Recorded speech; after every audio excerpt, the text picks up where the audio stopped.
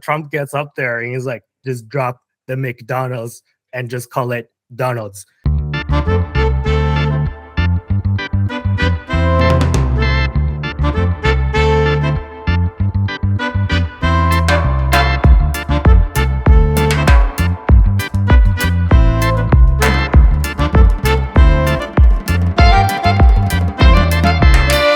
Welcome back, everyone. Yet another episode of Zillennial Money. We are getting to crunch time. This is episode 40 of the Zillennial Money podcast. I am always your host, Andy. And with me, I have a full house today. We're going to talk about some red meat related stuff. And if you guys don't know what I'm talking about U.S. politics. So I'm pretty sure you guys all know that the election is going to be in less than 2 weeks.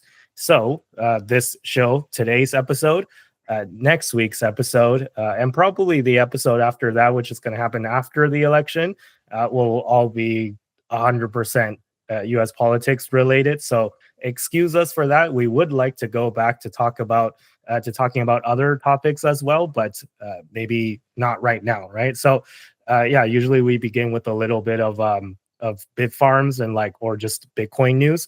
But we're going to skip that today just because it is, as I said, crunch time. But I did wear my Bitfarms shirt today just to not completely stray away from the original topics of this show. But anyways, let me pass it off to the guys for a brief intro and then we can jump in. Sure. I'll take it away here. So, hey, what's up? As per usual, my name is Dominic, and please be sure to leave a like, comment, and subscribe to this channel, as well as our Clips channel, and let's go. Hey guys, Tristan here. We've got a great show lined up for you today, so get your political mind ready and come in here with all your completely unbiased opinions and let us know what you think in the comments. Hey guys, happy to join you again. I'm excited to talk U.S. politics. So let's just jump straight into the first main course. I do not have an appetizer for us today. It's just all red meat. So for our first main course of the night, I titled this segment, Kamala Harris Keeps Going in the Wrong Direction. So what do I mean by that? Well, if you look on the Real Clear Politics average, RCP, it's like a polling aggregator. If you look on the RCP average, Trump is now leading in every single swing state. And on average, last time I checked, I think it was actually slightly higher than now than when I took this screenshot. But when I took this screenshot just, I think, yesterday, he was at 1.0% on average across all the battleground states. Now he's at 1.1, I think. And yeah, if you look on Polymarket, again, I know people complain that Polymarket, it's just a betting market, is not accurate, but it's another way to look at this election, right? So Trump is in the low 60s% range on Polymarket. And he's also leading in every single swing state on Polymarket as well. And if you look at nationally, so this is across everything, the Harris lead has dropped to 0.6%, which is razor thin. So if you look at this day in history, where it says that on October 23rd of 2020, we're filming this on Wednesday because we're just filming it a bit early because of schedule conflicts. But today's Wednesday. On October 23rd of 2020, Biden was up 8.0% at this point in the race. And if you look at October 23rd, 2016, Hillary Clinton was up 5.9%. So it's pretty clear that Harris is underperforming. And later on, we'll on this show, we'll get to, we'll speculate on exactly what the reason is. But let me just present to you maybe some reasons why I think maybe, and you guys can feel free to disagree with this if you want, but in my opinion, why I think Trump is pulling further ahead and Harris is falling further behind. So in the past, I think it was just a couple days ago, Trump went to a McDonald's to work a shift at a McDonald's in Pennsylvania. And here are some real life photos. When I shared these photos with some of my friends, they actually didn't believe that this was like a real thing. They thought it was, AI generated and photoshopped. I assure you that these are real photos. They're not AI generated. They're not photoshopped. This is legitimately Trump serving fries to just random people or through the drive-through and waving to people through the drive-through window. And in the first picture, you can see him presenting kind of a small or medium fry to someone. This like reminds me of that like jolly old man who like works the night shift or whatever, and then you order the fries and then you dropped it, and then he's like, oh, here you go, here's another one. This one's on the house, son, right? So I guess it really kind of maybe humanized him in a way that people weren't expecting. And the left and the mainstream media, they're left bias, and they're kind of just having a field day and having a meltdown on this. I saw this like CNBC clip. I won't play it because of copyright reasons, because I don't want this video to get like censored and stuff. But I saw this clip on CNBC, or I think it was CNBC, or maybe it was like it's ABC or some like left-leaning mainstream media source, and they were saying how, oh, this is such a publicity stunt, like Trump is not well. That's their argument after seeing this. But I don't know. Obviously, I disagree with that, right? And if you guys scroll down to the next picture, it's almost Halloween time, right? So people are sharing their costume memes. And then this one is a hypothetical Trump one of Trump working at McDonald's. And this is the McDonald Trump costume. It includes an apron, a red tie, impeccable fryer skills, and Pennsylvania's votes. So the hearts and minds of Pennsylvanians all across the state, or hopefully, I don't know. But yeah, anyways, this is maybe one reason why I think Trump might be pulling slightly ahead in the polls, is just because it makes him seem more relatable, right? You can call it a publicity stunt if you want. Sure, it is a publicity stunt, but I think it's one that works. And I think just to provide a little bit more background, the reason why he did this, and I'm not sure if this is consensus or not, but I think it's consensus. The reason why he did this was because Kamala Harris claimed that she worked at a McDonald's when she was young.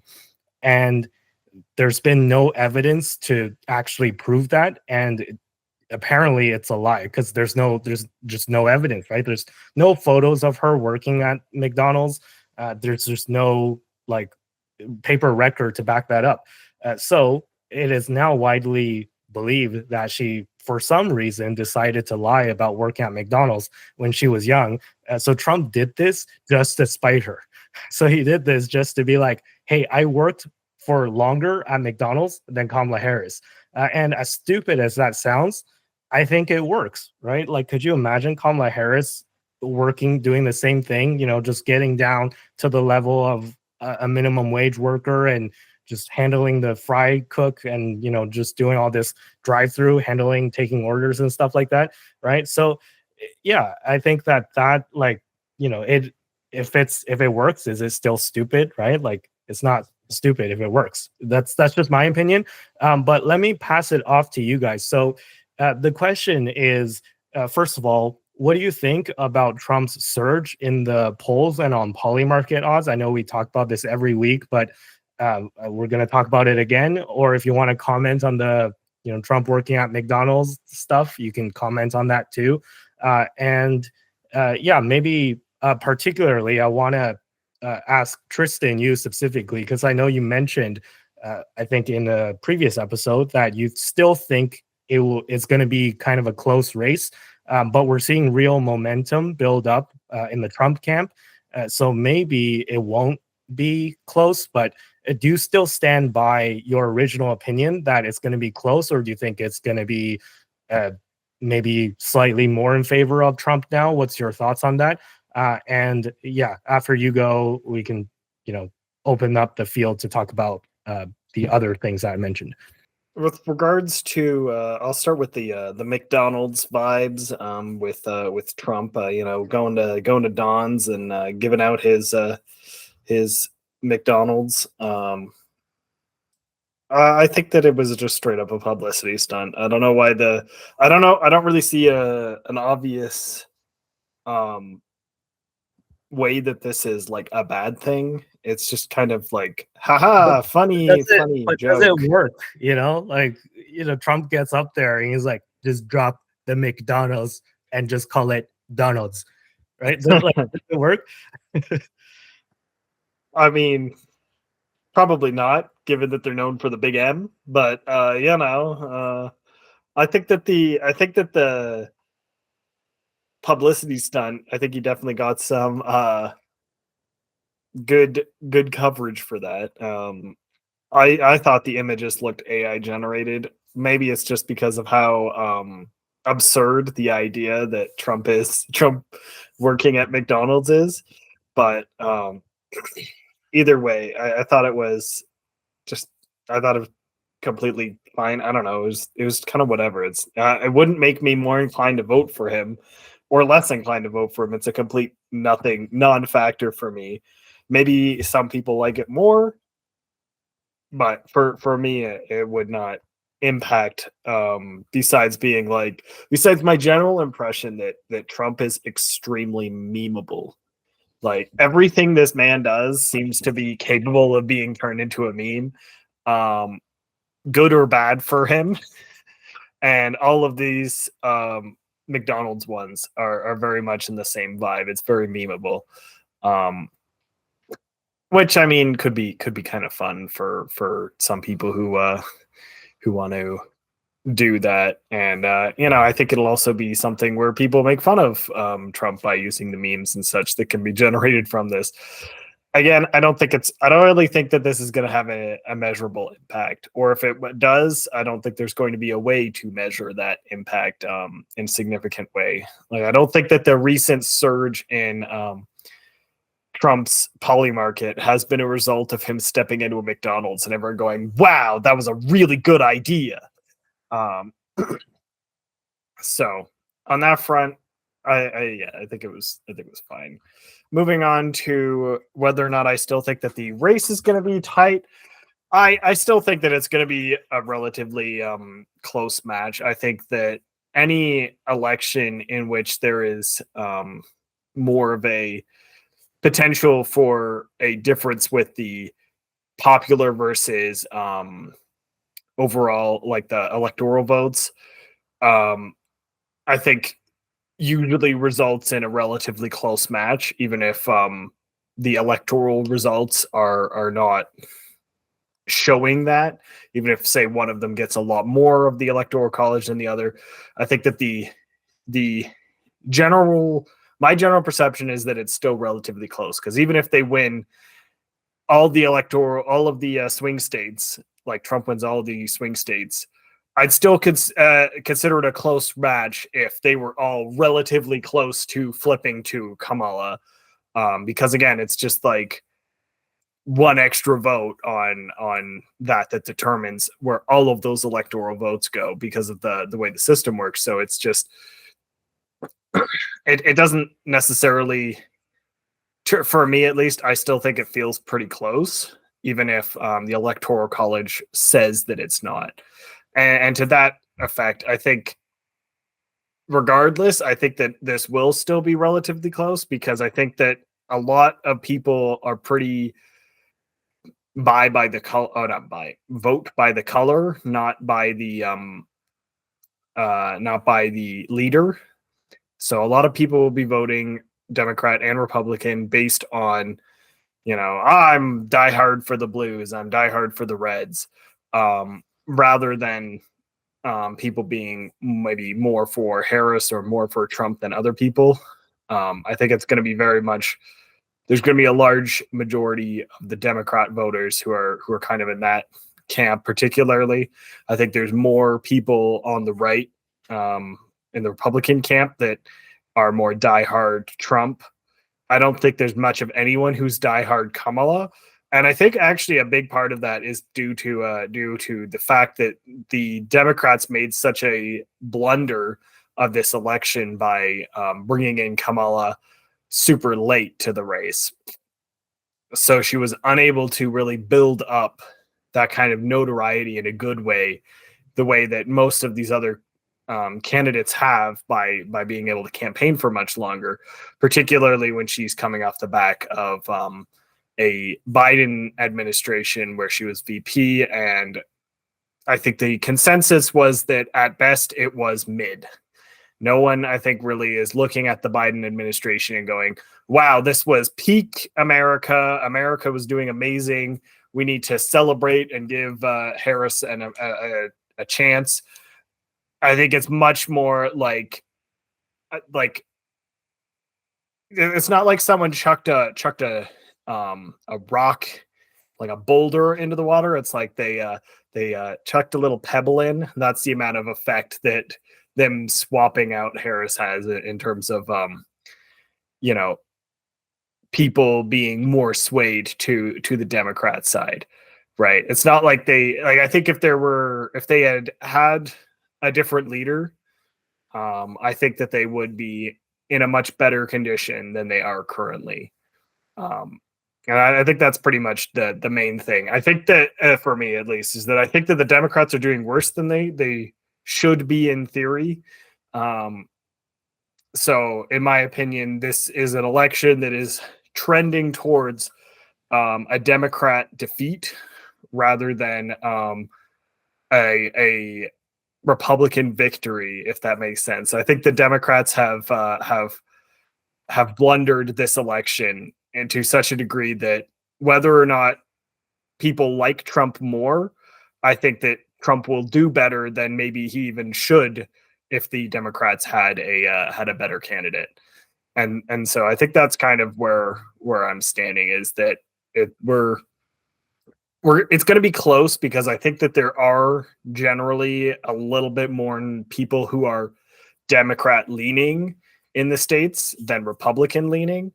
And we can kind of see that from the way that the popular vote tends to go.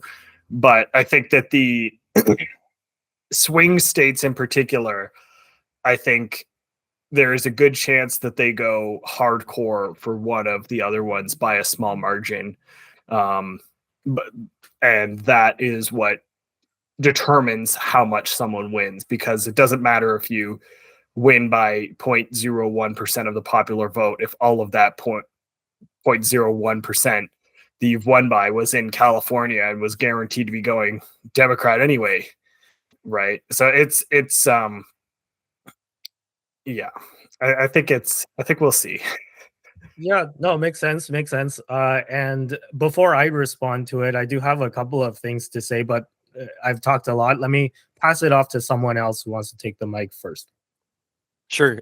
I probably won't take too long, but so personally, I think to agree with Tristan, this is most likely a publicity stunt, and in favor of Trump. Actually, I think it actually kind of worked, just because as the resident, not so much follower of politics, I happen to find videos of Donald Trump working at McDonald's through like Reels and TikToks and YouTube Shorts and things like this.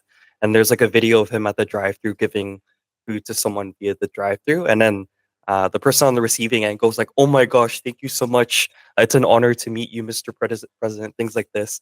And then he's just super humble to the guys. So I think maybe what they're trying to showcase is his relatability and his people skills and such. And I think that actually worked in his favor. So regardless of if or if not it is a publicity stunt, sorry, I think it actually worked. And I think the cherry on the top is when he said, I worked more hours than Kamala. I think that's pretty funny, like a little bit of comedic value and stuff. I think that's interesting. And in terms of the poly market, we'll call them polls, like results as of today. I think it's because Donald Trump is, getting more publicity and being more relatable and human-like. And I think there's even like a video with the Nelk boys, like of them with Donald Trump once again. So that's just like another thing as well. And I think with the recent amount of interviews that Kamala's doing and maybe not doing so well, and some of her ex tweets, do we still call them that? Yeah, are maybe a little controversial. Maybe that's and as a result, a short end of her stick. So I think a total collection of all of this is, moving one person to a one way and then another person in the other direction. But as the resident, not so much follower of politician, I'm not entirely sure this is how I perceive it. But like, don't take my word, you know. So yeah, I'll just leave it at that. Well, I mean, in terms of like whether the publicity is politics, it's just normal operating procedure in politics. Whether you have politicians on like an assembly line or whether they're like flipping burgers or something. So this is just one of those moments. And in terms of like, it just showcases that he has more charisma than her. He's good on his feet. He's able to connect with people really quickly. He's not actually overly rehearsed, which is interesting. Like how Trump can just come up with stuff on his feet. And he has this ability more so than Kamala to connect with working class voters. Like they always like kind of Kamala's credentials being a middle class voter is her line, but like she's just not actually very much. She doesn't appear to be connected to anybody in the working class. Like she's very much in the professional world. So I think it just showcased that on top of the fact that Kamala's in her own doom loop, as the term coined by David Sachs, that she's just they avoided interviews so they knew she wouldn't be good at them, and now she's going into interviews and she's very wooden, like she's not very real. People are there's a lot of people calling her out for just being generally dishonest. She doesn't give real answers to anything. Like Trump is good at like taking a hard question and twisting it into a different answer. Kamala can't even do that. Like even when she twisted it into a different question, the journalists call her out on it half the time. It's just so I just think it just showcases the difference between the two candidates, and that Trump's kind of a natural. He's a TV guy, and she's not. She's very new to this. On top of the fact that she has run in the primary in 2020, and she just didn't do very well. Like she's just not that kind of politician, unfortunately. I think that Kamala will always be the kind of politician that would be better as like a cabinet member, but not necessarily as somebody running. So they just don't have the right candidate. That's kind of my read on it. Yeah, and then in terms of the poly markets and the polls and everything, there's clear momentum. I think poly market is the best at measuring like instant momentum because it has so much liquidity compared to the other betting markets. So a lot of people like came out and criticized poly market for having like a right wing bias and saying it's crypto people and all that kind of thing. Within days, though, the rest of the betting market's actually caught up to poly market, so there's something there for sure.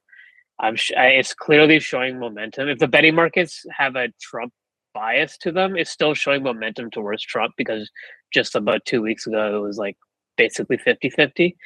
And I'm looking at betting odds on Real Clear Politics, and the Real Clear Politics average is basically the exact same as poly market now. It took about a few days for Real Clear Politics average to catch up, but it's actually all the betting markets are reflecting the same thing. And Predict It, which has a similar model, is showing 56-48. They have a different model. I don't really know how that adds up, but even that's showing an advantage for Trump. So momentum's flipping. You're starting to see the momentum flip in national level polls, and you're certainly seeing the momentum flip in the battleground states. So it's definitely flipping. If the polls like happen to just advantage, let's say the polls this time bias Trump, they can, it's possible. Then maybe he doesn't win, but the vote's going to be closer than it would have been otherwise. So something's happening for sure in terms of momentum on his side. And I think it's just like he's been on these podcast episodes of McDonald's. Him working at McDonald's was just that moment that humanized him. And I think that what was that last question, Andy, that you had? I just lost my train of thought. Yeah, no, I think you answered all of the questions. Yeah, I was just asking about like what did you think about the McDonald's thing, and what did you think about the polls and the poly market moving in favor of Trump? It's just he has real momentum now, right? So like, right. I guess maybe just to elaborate, like how accurate do you think the polls will be? How accurate do you think the poly market will be to the final event, right? Because the last part, I guess, was I asked Tristan because he was the one that made the prediction that this race was going to be close, even if it's now slightly favoring Trump. But do you think it's going to be close? I think elections are a momentum game, and I think losing momentum in the last 2 weeks of election is really bad.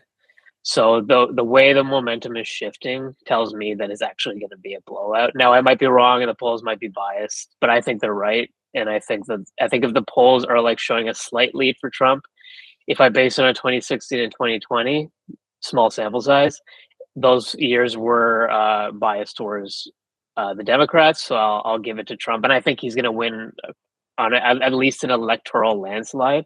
And I also think he has a nobody's really talking about it, but I think he has a serious shot at the popular vote win. And I'm also seeing like a huge momentum shift in early voting. Like the Democrats usually have a huge advantage in early voting, and they're not connecting. And one of the things that's being showcased is that they're losing like male, Black, and Hispanic voters, which are typically like vote very much traditionally Democratic voters. So there's just that shift where people are kind of. It seems like a huge part of their base is not motivated or might be even abandoning the Democrats for Trump. There was some other issues around how Kamala has been campaigning for Black and Hispanic voters, and she's just not connecting in the way that past candidates have. Yeah, actually, we'll talk about that precisely. Kamala's lack of connection with Latino voters and Black voters, particularly Black men and I guess Latino men as well. It appears that she's definitely had some issues there, and her solution to the issues are, let's just say, not the greatest in my opinion, but we'll talk about that in the next segment. I just on that note, I just wanted to maybe go back to something that Tristan brought up earlier, which is, there is a large group of people that tend to just vote for the party, right? So if they're lifelong Democrats, they always vote Democrat, regardless of if it's Obama or if it's Hillary Clinton or if it's Kamala Harris or Joe Biden. It doesn't matter. They always just vote blue just because that's what they do, right? And I do agree with you, Tristan, on that there is a lot of people like that, and there's a lot of people on the red side as well, right? They always just vote red no matter who the candidate is. However, I think every election, and even elections here in Canada, but let's just talk about the US right now. Every US election is always determined by the independents, right? The people that are in the middle. So those are the people that are not going to vote for a candidate just because of their party. So I think that's where the disconnect between the Kamala Harris campaign and the voters is that they're not reaching enough independence. And I think that that's really what kind of maybe my prediction is that will be the determining factor, is that the candidate actually matters. People went out in droves to vote for Obama because he was a very charismatic candidate. And when it was Hillary Clinton's turn to run, people did not show up in droves, and that's why she lost, right? But Sunil, you were going to add something to that. Yeah, I just forgot one thing that's been in the news is that like this is a very weird election because there just seems to be a major realignment where like you're seeing a massive amount of Black men voting for Trump, but you're not seeing it necessarily reflected in all polls immediately. Like no, people are just trying to make a read. Like there just seems to be a lot of Democrats who are voting Republican, anecdotally at least. Like on the podcast scene, you're seeing a lot of that, and you're seeing a lot of Republicans voting against Trump. Like a lot of the neocons, like the Dick Cheney types, Liz Cheney's. So there's a huge realignment occurring. And one of the things that is actually advantaging Kamala Harris that should be mentioned is white women who are being influenced by the abortion debate, which is also, it's a very important issue for a lot of people. So I totally understand their side of it. And it's motivating people by emotions. And it's a thing that it makes sense people getting emotional about. It's a very emotional issue. So there is that going on for Kamala, where she could actually get independent white women that would traditionally vote Republican voting for her. So we'll see how that works out. But then there's Democrats flipping over to the Republicans. So it's actually a really hard read overall, I'd say. Yeah, no, I totally agree with you on that. And I think, again, that's where the independent vote is really going to determine who wins this election. And I know this is anecdotal as well, but I was watching the Anthony Pompliano show where he was talking about how he's, in case you guys don't know who he is, he's like a big name in the crypto industry, and he lives in New York. So New York is a very, blue area, right? Deep blue state, and he lives in New York City as well, right? Deep blue city. But he says anecdotally that out of all the friends that he knows, the friends that have voted Republican, specifically that voted, probably for Trump as well, but for, generally the more right-leaning crowd, there's not a single person that he knows that is what he would call a traditional Republican that is going to switch and vote for the other side this time. I know like the Kamala Harris campaign has been saying how, there's a big push of the Dick Cheneys and like the Liz Cheneys and like the old guard of the Republican Party kind of rejecting Donald Trump. And there are, the Republicans that have voted for the Republican candidates throughout every single election that's just going to abandon Trump because, he's such an unpalatable candidate. I don't doubt that there's people like that out there, but I just think that there's not that many people out there. So I think that Trump is net gaining independent voters. Is what I'm getting at. And I think that's anecdotal, but I think that's kind of what's propelling Trump.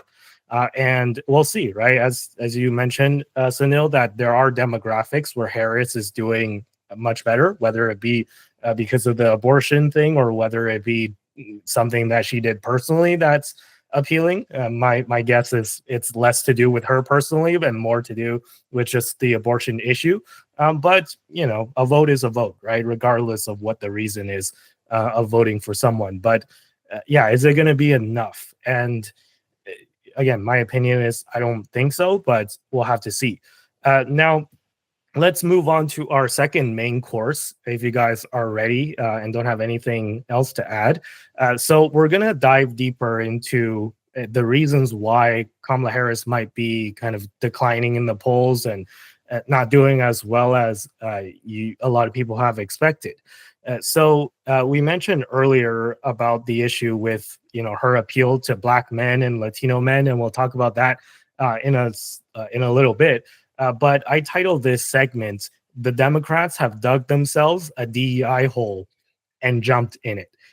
So again, might be a little bit of a triggering title, but you'll see what I mean, right? Take it with a grain of salt. Like, don't hit the dislike button just yet. Listen to what I have to say, okay? This is, granted, this is an unsubstantiated report, right? So I don't know if this actually happened. This is more so hearsay, and it's from an account on X that's pro-Trump. So take from it what you will. I can't prove that this happened, but this individual on X is claiming that there was major drama within the Kamala Harris campaign. I think earlier this week or last week, for the Al Smith dinner, right? So a source revealed that Harris screamed angrily berated her campaign manager, Julie Chavez, for over 30 minutes on the phone this morning. The sources shares that Chavez advised Kamala not to attend the Al Smith dinner because it could send the wrong message and risk alienating LGBTQ and pro-abortion voters if she was seen cozying up to Catholics. Instead, Chavez suggested a compromise of sending in a poorly received video in lieu of an in-person appearance. Chavez was in tears during the phone call as Kamala shred her to pieces, called her an idiot, inept, and horrible at your effing job, and told her stupid advice is going to be the reason that she loses. So again, this is an unsubstantiated report. I'm not saying 100% that this happened. This is one person's hearsay off of rumors. But let's just say if it did happen, right? I wrote this tweet in response, assuming that this did happen, because it definitely sounds like something that would happen. And, if it was completely made up, it's awfully specific, right? And names exactly who the campaign manager is and exactly what happened. So I'm erring on the side of believing that this is true, but again, it could not be. But if it is true, this is what I had to say to it, right? The Democrats have created this doom loop, to borrow a term from David Sachs again, of not being able to outwardly show a lot of support for any demographic for fear of pissing off another group. You can't cozy up to Catholics because it might offend LGBT people, or vice versa. You can't cozy up to Jews because it might offend the pro-Palestinian people, or vice versa. You can't cozy up to old people because it will alienate young people, or vice versa. You can't cozy up to men because it would alienate women, or vice versa. You can't cozy up to Black Americans because it will alienate voters of other races, or vice versa. This is the cluster F of getting offended at everything culture that the Dems have unleashed on American society, and is coming back to bite them hard. So this is my opinion. We're going to take a little break from here, and I'm going to pass it off back to you guys to get you guys' thoughts on this first part of the story, and then we'll bring it back and I'll finish up the second part of this segment. But does anyone want to maybe comment? Do you think that assuming that this story did happen, again, I'm not saying that 100% it did, it is hearsay, but assuming that it happened, and assuming that, what did you think of my response to situations like this? Do you think that the Democrats have kind of painted themselves into a corner with this DEI stuff, or is it just is this stuff okay and I'm just making a story out of nothing? Yeah, so it just looks like the Democrats. I just think the Democrats are like slowly alienating themselves from other groups by using this kind of like identity politics, or you can call wokeness. In Canada, it's often called like vote bank politics, and the Liberals take part in. It's just like a really lazy way of just like assuming, okay, Black people vote like this, white people vote like this, Hispanics vote like this, and yeah, I think it is backfiring. It's slowly backfiring, but and I think it has been going on since the Obama years, actually. But it's just backfiring now. The Democrats don't have strong candidates, and I mean, I have. It's not only with like racial issues. I've seen the Democrats alienate voters in many occasions. Like I've seen it like firsthand with like Elon Musk, who was a Democrat until like very recently, and just how, and they're also like alienating people who have like core liberal or progressive values. So like the RFK and Big Pharma and like Make America Healthy, like these are like fairly like progressive or should be populist values, but the Democrats are rejecting it. Even in the media, they're making fun of it and saying that they're just paranoid. You see Tulsi Gabbard with her military and industrial complex and being against like forever wars. That's a progressive issue. They're alienating progressives who like Tulsi Gabbard. They alienate people who like Elon. He's into space, EVs, free speech. Now they're alienating voters on issues around free speech. So I just think they did it with Bitcoiners who want to get rid of like the big banks. So they just seem to like resent people outsiders who have progressive ideals and progressive values. They come up with new ideas. They just seem to like automatically resent them and like target those individuals. So I don't know, like in some cases it's vote bank politics, like, oh, you can't go to a Catholic dinner because it might screw us over with our pro-abortion voters, or it's like you can't like Elon because he's alt-right, and it's because he owns Twitter and he doesn't hire union workers. Like there's always something with the Democrats. Like lately they just always find ways to alienate themselves from like working like normal voters and normal issues. Quickly chime in, and then actually after this I probably have to head out, so I'll do this first. But I think in terms of the whole story, like it's unfortunate for the whole entire situation to happen and such, but I think I would just say like not to completely believe everything that happened. Maybe there's other side of the story in terms of like what actually happened, but I mean, we can argue that most likely the events in the story that was written here did actually happen, but maybe there's some other side that we don't know about. So I would just recommend taking it with a grain of salt. And on the side of, oh, but if you do this, you're gonna disappoint this, and then if you like move here and then you do that, it'll like make this bad.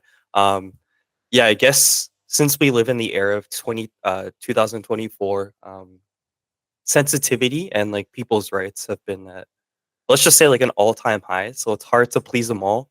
So, um, after all, we're all just human after all. If you venture into something and then you find yourself in a mistake, it is what it is. But I think trying to please everyone is just super hard. And it seems like from here, it could be like the back end of actual productivity. So at the end of the day, it's hard to make everyone smile. But I think in Kamala's case, it would have been better if she just made, like a vast majority of people smile, and then if people don't like her, so be it. Instead of just like making herself in like the worst possible position, because maybe perhaps she's in the worst place now. But yeah, I'll say that. And then I'm so sorry, guys. I have to head out now. So see you later. I'll also say like thank you guys so much for watching. So please leave a like, comment, and subscribe. And please continue to listen to our podcast as there's more topics on the docket. And yeah, bye guys. See you. All right. Have a good one, Dom. And we will continue without the participation because there is still a lot of other topics to talk about because there is a part 2 to this story, right? So thanks, Dom. I appreciate your input on this. And yeah, let me just say, I agree with all the stuff that Dom says. It's like sometimes you have to take a stand on key issues, right? I understand that, the Democrats, they're the party of joy and they don't want to make people sad. So the best way to not make people sad is just to not have a position that is remotely controversial so everyone is happy, right? But I just don't think it's going to work because it just makes you seem like, first of all, it makes you seem disconnected with the problems that real people are facing, right? If you don't take any sides. And second of all, it just makes you feel inauthentic and elitist. And even when they try to appeal to different demographics, I think they're doing it in a very disrespectful way. So this is the second part of the story that I wanted to elaborate on. I think we already touched upon it a little bit earlier. So in a previous episode, we talked about Kamala Harris's policy on helping Black men specifically. So if you put out this policy that's like, we're going to give $20,000 forgivable loans to Black men entrepreneurs who start small businesses, and we're going to help Black men protect Black men when it comes to cryptocurrency. It's like, okay, well, why only Black men, right? Like, does everyone else not deserve protections on against cryptocurrency fraud and all this stuff, right? And it doesn't appear. So we criticized it a lot in the previous episode when we talked about it, but it doesn't appear that Kamala Harris has learned her lesson because she put out this policy that is, in my opinion, almost an exact copy and paste of her policy to help Black men, except she replaced the term Black men with Latino or Latino men specifically. So if you look at the second point there on the Harris-Walz policy, it says, help Latino men and others start and grow small businesses with no interest loans or deferred loan repayments and fully forgivable loans of up to $20,000. So this is pretty much the exact same policy that she said about Black men, like that she was going to do just when we talked about it last episode or the episode before that. So yeah, it just seems like very patronizing and insulting in a way, right? Because it's kind of like implying that, you're Latino, so you must like need extra help from the government. You must need extra handouts, right? And it's like, the first point, help 2 million workers, including Latino men, get good paying jobs. It's like, are you implying that Latino men just don't have good paying jobs and they need your help, right? It's just that's problem number one. And problem number two is that how Latino do you have to be to qualify this, right? Can I identify as Latino? I know I'm not American, but like, say if I was American, I'd be, Asian American, but can I identify as Latino American and get this benefit, right? Or do I have to prove my genetic purity? It's like, oh wait, that's like Nazi Germany stuff, right? Like, do I have to file a paperwork to say that I'm genetically pure enough to be able to qualify for this policy? It's like, again, this is what I mean by the DEI hellhole that the Democrats have dug for themselves, and they fully jumped into it. And this is my response to Kamala Harris's policy on this, like, Black men, helping Latino men, right? So Kamala, she's disrespectful to Christians, disrespectful to Black people, disrespectful to Latinos, disrespectful to white people, disrespectful to Elon Musk, disrespectful to Bitcoiners and crypto people, disrespectful to RFK Jr. and other independents like Tulsi Gabbard, which we mentioned earlier, who's officially joined the Republican Party now because the Democrats basically kicked her out and pushed her out. Right. So she's literally running out of people to piss off at this point. And quite frankly, I'd be amazed if the American people will accept this and elect her. And I really hope that the American people don't elect this clown to be president. Like, I know those are strong words, but this is my like raw, unfiltered opinion. And before I pass it off to you guys, just another couple of other points that I wanted to mention.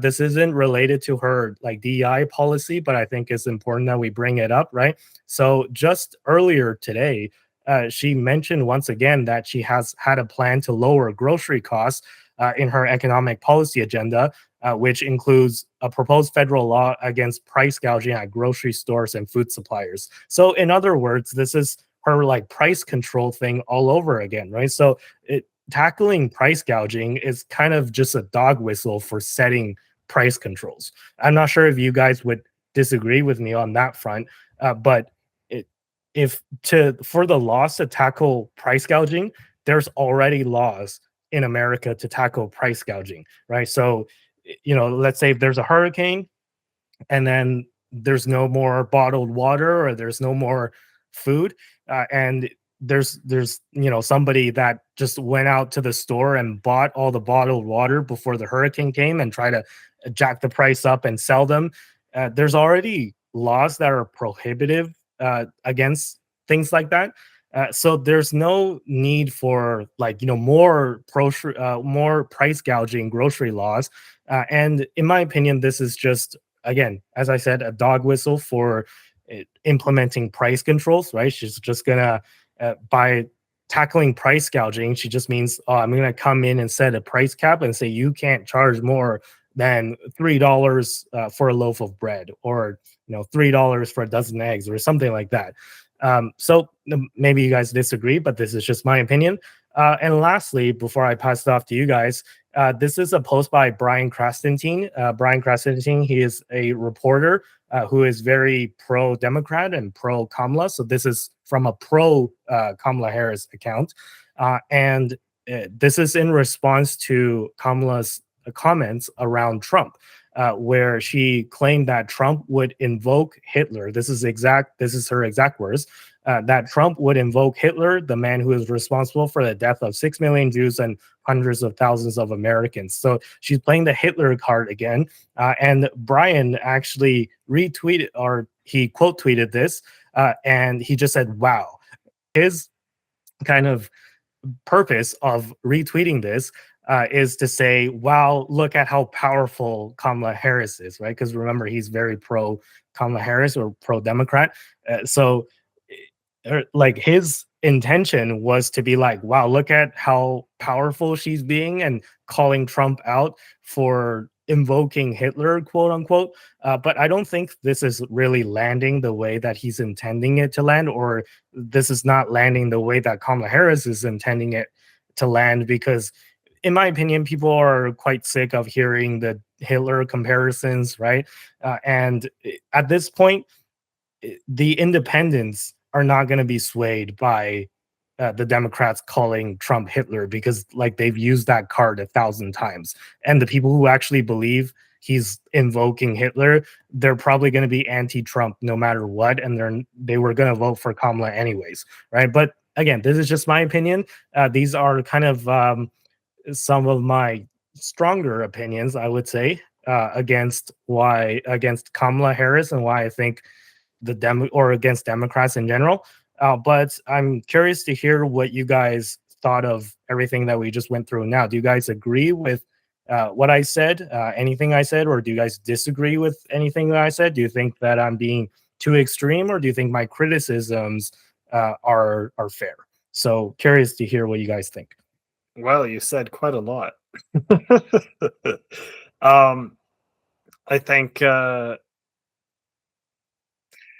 I think what we're really hammering on in this show in particular, I think is really the fact that Harris is not a very good candidate. And I think that's really what what I think the main takeaway I have, based on what we've been discussing. I know you guys may be thinking more in like the Democrats as a whole, but I feel like a lot of the issues that we've been kind of describing with the way they've been handling, the way they've been communicating, have been very much a result of a mishandling from Kamala and her team on communicating. And honestly, she's just not charismatic enough to negotiate the pitfalls of the way. And you're right in the sense that like they've set themselves up where they've got a lot of minds surrounding them, where they need to negotiate this minefield of the different things where they've made strong statements about their support of LGBTQ, and like, we can't make other statements that contradict those. But I think that a particularly charismatic candidate from the Democratic side could be able to negotiate this minefield significantly better. Whereas I feel like Kamala is stepping on mines left, right, and center. And I think that's really what we're seeing here, is just that they've created a minefield and they haven't got a candidate who's good enough to negotiate the minefield to get out. And I think on that front, I think Trump, with regards to any minefield that he's created, is much better at just tanking the mines blowing up, if that makes sense. Like, I feel like whenever Trump has a scandal, he's just kind of like, and it just washes off of him a lot better compared to or like a mistake. If he does something, it just doesn't stick on him the way I feel like this stuff seems to stick with Kamala. And I think a lot of it is that she's just not very compelling as a candidate. I can't think of a single person who is like, wow, Kamala is amazing.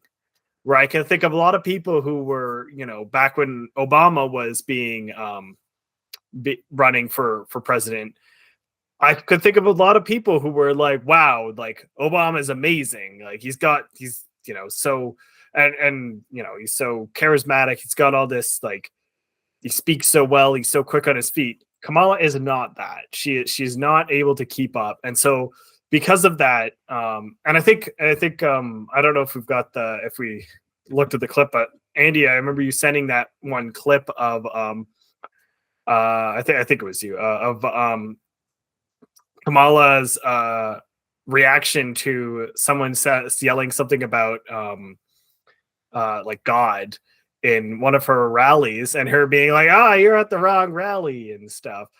And I feel like that was very quintessential missing an opportunity to really get the crowd on side and keep everyone, well, keep the majority of the people, generally speaking, on side with her. And I think that she's, the way you're saying, like, she's disrespectful to these different groups. I don't think that she's intentional to be disrespectful necessarily to these different groups. I think that she just keeps making these mistakes that result in her coming across as disrespectful to these groups. And because we've already had we don't know her very well, and we've already had a lot of instances where she has had stuff where she's come across as disrespectful, it's just compounding. Our assumption now becomes that she's being disrespectful.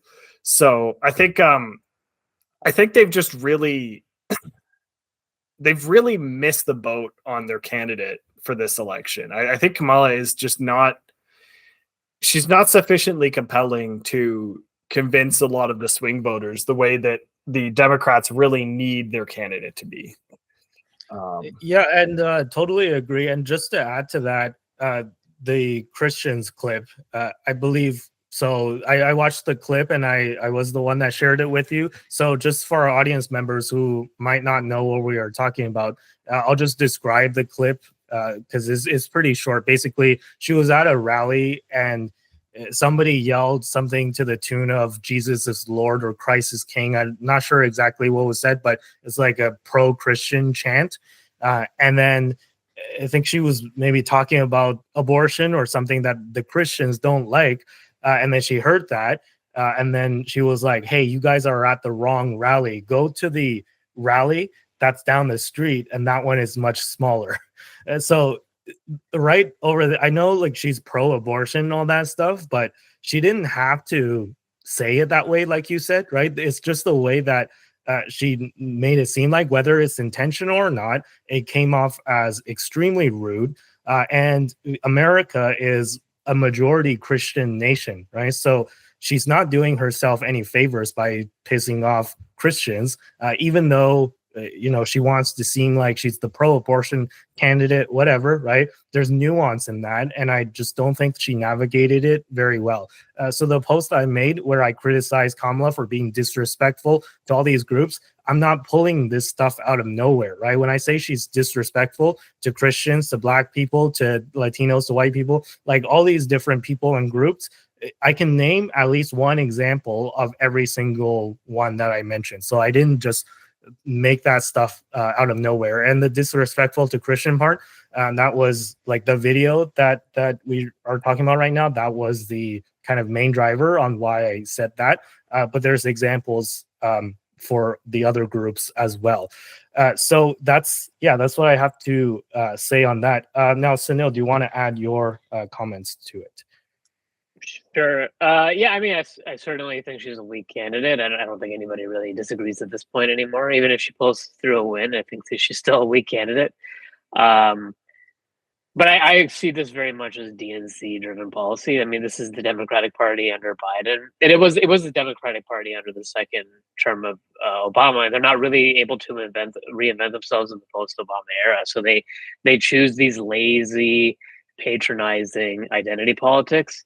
And you've seen a very clear decline in like Black men and Hispanic men voters going for them. So I mean, I think there's like a few things to talk about here, but it's like, first of all, like nobody this has been an issue that people have kind of been talking about in terms of political punditry for about 10 years now, that there seems to be some disaffected Black voters in the Democratic Party, and they never really asked like why. Like, why are Black voters turning away from the Democratic Party? Like, it's not just because they love Trump. Maybe there's some things about Trump that they like, but when it comes down to it, I mean, the things from what I've heard, they feel like they're taken for granted. They feel like the Democratic policy towards them is actually very patronizing, and they don't actually have any policy that like attracts Black voters. The other thing I'll point out is that I find that a lot of the Democratic like talking points around identity politics and race politics is actually not like from the activists. It's not bottom up. It's not grassroots. It's actually very much top down. It comes from the academic world. So you have a lot of cultural Marxists that use these terms of oppressor, oppressed class, which is like the new proletariat bourgeoisie. And it is a culturally Marxist idea from the academic level. And I think that like the thing about it is you use Marxism to attract Black voters. Like Black voters aren't necessarily Marxist people, especially Black men. Like they're very much like capitalists. They're very much into like American culture. This is just not how you attract them. Like you don't attract them by doing this oppressed oppressor thing. It's just not. It doesn't work. It's patronizing. And the other thing is that men. I don't think men like to be patronized in like any situation, politically, but even in any life. Like it's just very insulting. I don't like, and then you talked about like things like the price fixing and stuff. Like I don't think Kamala Harris is going to implement a price fixing regime, like a Soviet type price fixing regime. I think the Democrats are just lazy. I don't think they actually know what to do about this inflation thing that they kind of did to help cause. Trump did too. He did some of the M2 money printing, but they were in power. They've been in power for 12 of the last 16 years. They are the incumbent party right now, and they don't know what else to do, and they're lazy, and they only know how to like get voters with sound bites. They're still like operating in this like TV focus group type politics, but the world's kind of shifted towards like this new media, new podcasts, and I think that I think that's basically it. It's just that they just don't know how to connect with voters in this new world because it's all based on focus groups and academics telling them how to think about things. And then it ends up being like you have this Marxist creep, which is just not a good way to connect with American voters. Americans aren't Marxists. And then the last thing I'll mention is the Hitler thing. It's just I won't say much. It's just boy who cried wolf at this point. We know the Trump. We've had a Trump president. We know he's not a fascist or a Nazi. We know that he's not an existential threat to humanity. You might not like him because he's a blowhard. You might not like him because he might be a bit of a narcissist, as many politicians are. But I guess the main thing about Trump that people don't like is he wears his narcissism like he wears it. He doesn't care. He owns it. So yeah, I mean the Hitler line is just an old line. Nobody buys it anymore. Everybody knows that the media is trying to manipulate them. I actually think that coming out and saying Trump is Hitler actually helps him. It makes voters go towards him. Like frustrated voters, like I could see myself being a frustrated voter who's on the fence and like waiting for the Democrats to like attract me as a voter, and hearing them just call Trump Hitler, and I'll just be like, you know what, I'm done. I'm just gonna vote for Trump. You're just gonna call him Hitler? I'm voting for Trump. And I could see a lot of voters doing that actually. So Yeah, I totally agree with that. I think, just calling Trump Hitler, it turns people off. It turns voters off, right? By this point, if you're still an independent and you're still on the fence about which side to vote for, I think hearing these kind of extremist language, I think it's just not convincing. And yeah, one last point that I'll touch on, and then we can move on to the next story. My concern is that this is a concern that Elon Musk actually brought up in one of his rallies for Trump in Pennsylvania, where he said it's almost not worth criticizing Kamala Harris because she's just part of the machine. And the machine is the one that's in charge of the government right now, actually, because, Biden's too old and he's like, we've long discussed how there's a shadow government, right? I don't know if that's maybe a conspiracy theory or not. I don't think so, because I think there's definitely a shadow government that's in charge, that's been in charge of the government for a really long time, where, Biden is too old to have kind of his own thoughts and his own decisions. So it's just a cabal of anywhere from 50 to 100 to 200 people that's kind of running the government right now. And they kicked out Biden because they discovered all of a sudden, to everybody's shock, that he couldn't string a coherent sentence together at the debate. It's like, okay, well, they put in Kamala and she's not super old, right? So maybe she can string a coherent sentence together. And even that's a stretch, because if you watched any of her interviews, she always has a 30-second wind up to the simplest question. But, at least she doesn't appear to be a dementia patient. So they put Kamala in, and the idea is that what the American people, I think, wants to see is a candidate who is able to make his or her own decisions. And you can be sure that if you vote that person in, that they can handle a crisis and they can have they're not influenced by all these like random advisors telling them what to do. Whoever is the president has their own kind of thoughts and opinions, like somebody like JFK, right? During the Cuban Missile Crisis, where all these generals are telling JFK, is like, hey, we gotta attack Russia right now because they're gonna nuke us. And JFK's like, whoa, let's like play this out, and I'm gonna be strong towards the Soviets, but I'm not just gonna like press the red button and nuke everybody, right? So like it's really important that you have a president that has their own thoughts and their own opinions.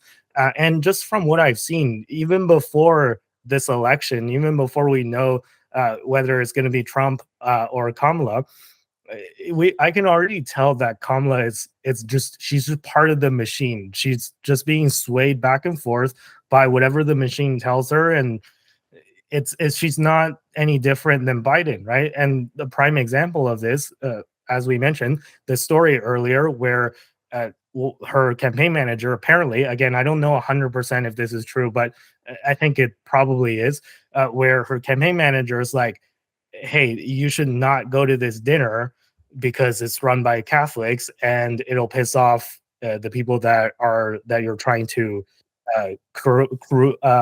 how do you say, like, attract, right? Like the independent voters. And she's like, okay, that sounds great. Like, I'll just not go. And then she doesn't go, and she films a video, and then it was poorly received. And now she's blaming the campaign manager. It's like, well, listen, like, if you're going to be the president, then you're going to be someone that's potentially in the situation room making these critical decisions that change the history of the entire world, not just for America.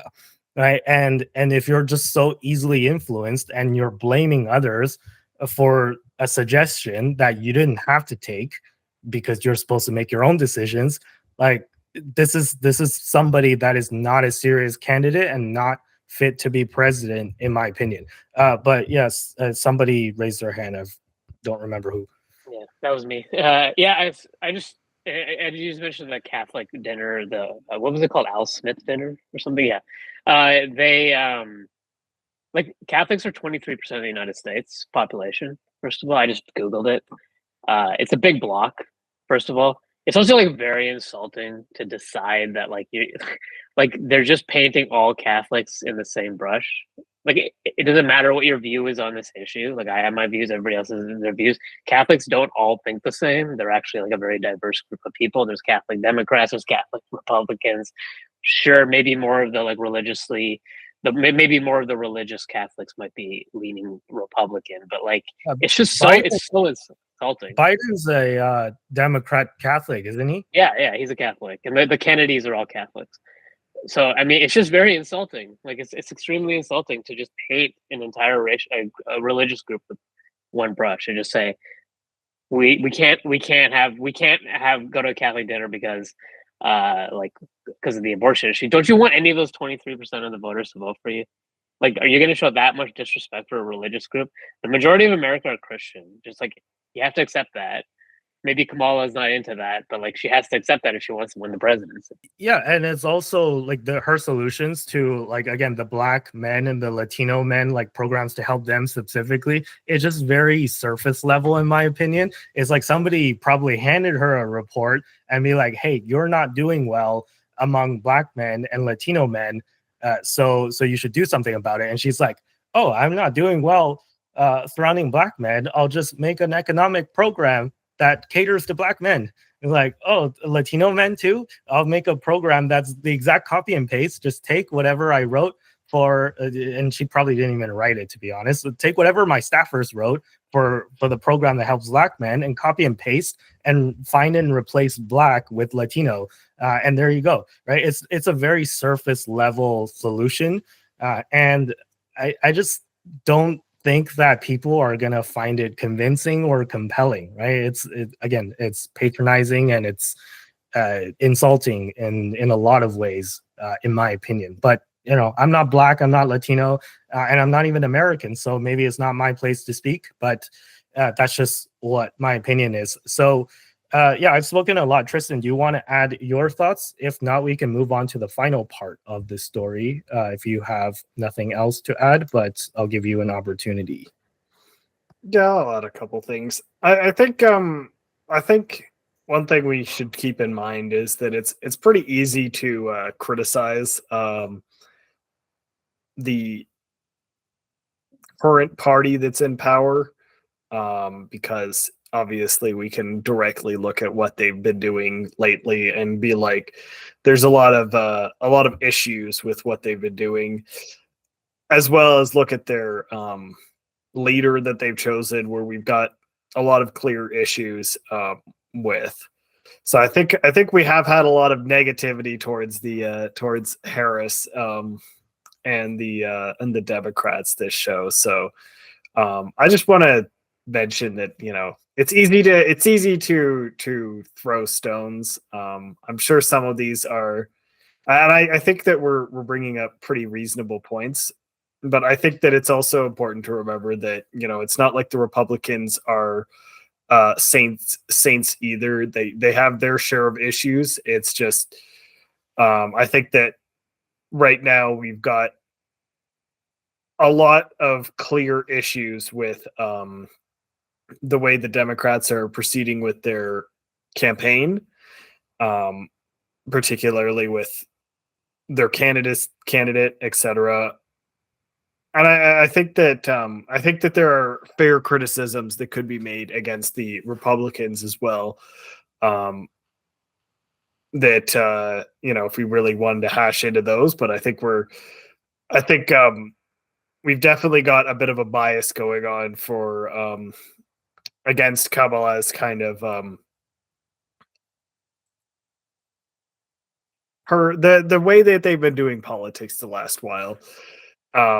And so I just kind of want to bring that up because I don't want to come across as completely echo chambered. We're all like, yes, Kamala is the worst, and we should all and the Democrats are the worst, and we should hate them. I think that what it really comes down to is that I think we really need to kind of realign the country in general to get everyone more on side and willing to work together, rather than kind of turning this more so into a battle between the Democrats and Republicans, even if there is kind of a battle between these two parties. But I think getting them more aligned together, or at least more willing to discuss, because I think there's been a lot of animosity between them, particularly when you have leaders calling other leaders of their adversaries and comparing them to Hitler. Like, I think that's a clear sign of additional animosity. Yeah, that's kind of, I just wanted to talk about that a little bit. Yeah, no, I get what you're saying, and it's fair, but my maybe retort to that is that if you think that any of the things that I've said were unfair, then let me know, right? Like, as you know, I have an open mind. I probably socially align more with the traditional Democrats, and still to this day, right?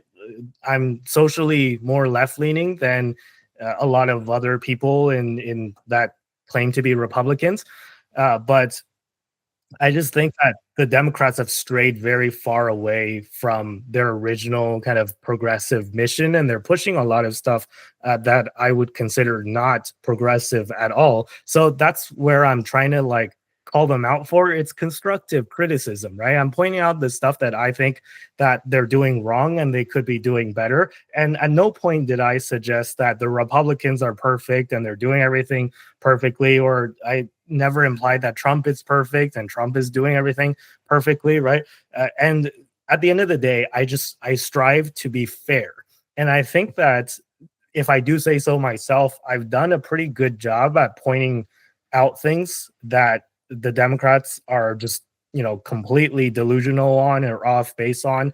And I think my criticisms are fair. And that's all I have to say. Somebody raised their hand. Yeah, maybe we should do like a show where we look at more crazy stuff the Republicans have said, because I feel like there's definitely some of that kicking around that I haven't necessarily cracked open that can of worms to go down that rabbit hole, but I feel like we've been really focused, especially the last few weeks, on calling out everything that the Democrats have done and the mistakes they've made across the board. And I feel like we should roast the Republicans a little bit too. Give them roast some marshmallows on them too.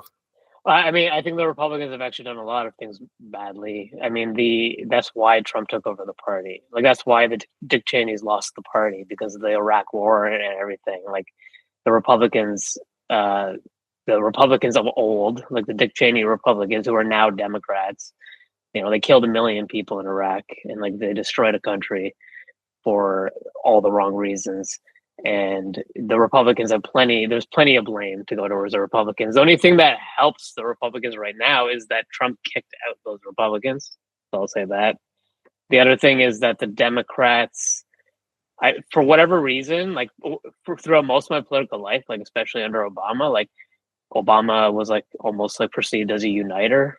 The Republicans were always the divisive party, but it actually has switched. I think the Democrats have come across as more divisive in recent political cycles.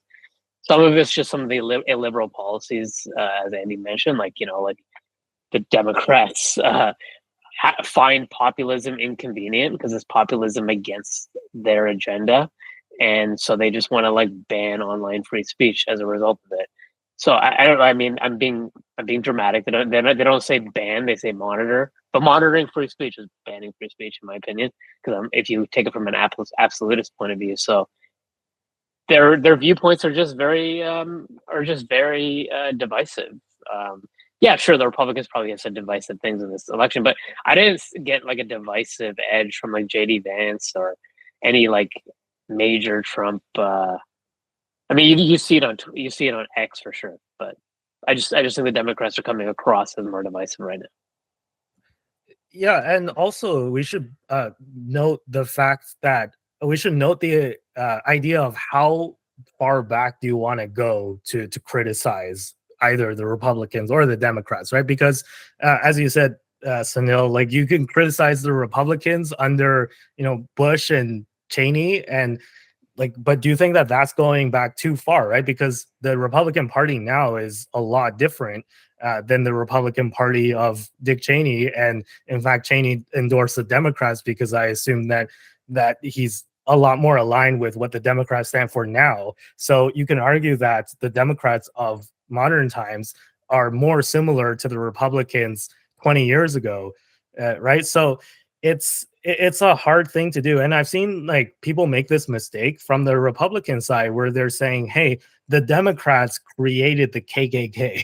They were like the Southern Democrats, and they promoted all this segregation and racism and stuff. And sure enough, if you look at history, right, the people that push the segregation and racist policies and Jim Crow laws, the politicians that push those laws the hardest were all Democrats. But guess what? Like there was that shift that happened where the Democrats back then were considered the right-leaning party, and the Republicans back then were the left-leaning party. But then they totally swapped sides, right? So is something like that happening again today, right? Where we're seeing the Democrats seemingly embrace old Republican policies, like being war happy and being trigger happy, and the Republicans are seemingly the more sensible and peaceful party. But yeah, Sunil, you wanted to add something to that.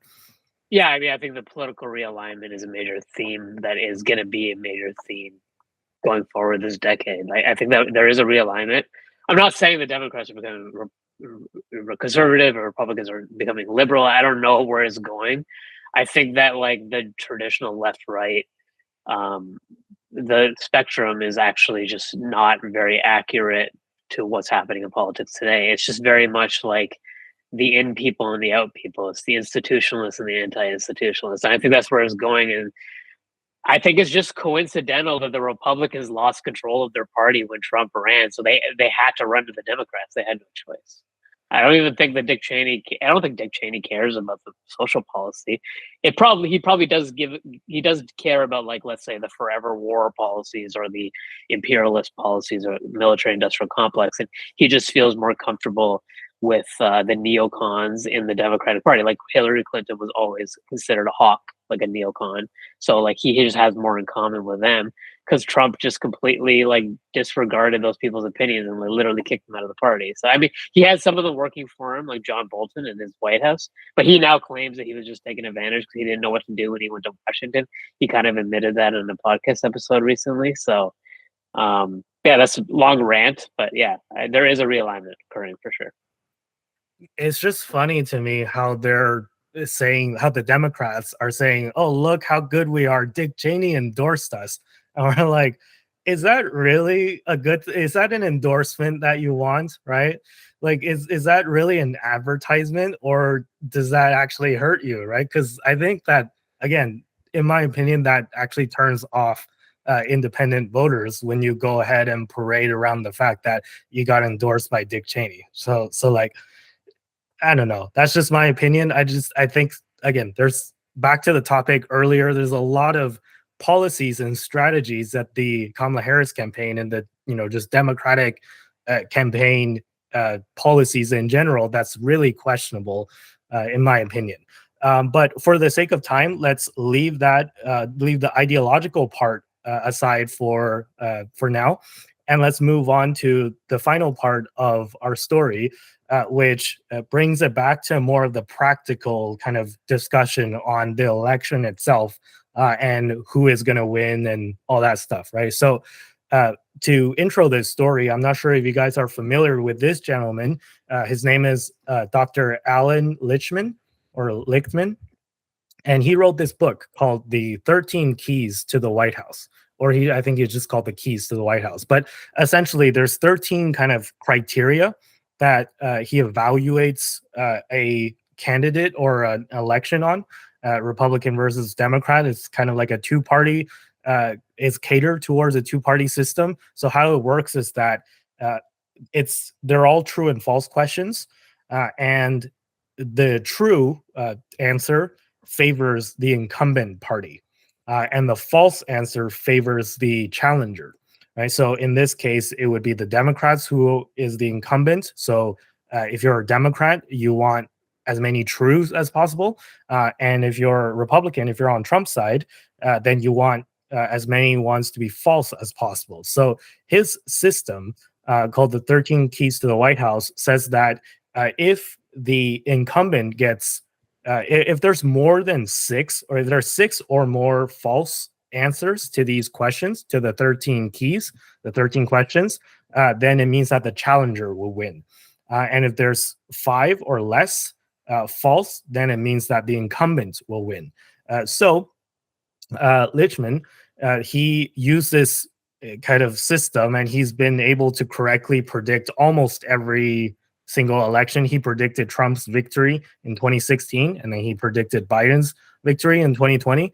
So he's been right for the past couple of elections, and I think the last one he got wrong was like 2000 or something. So it's been a while since he's been wrong.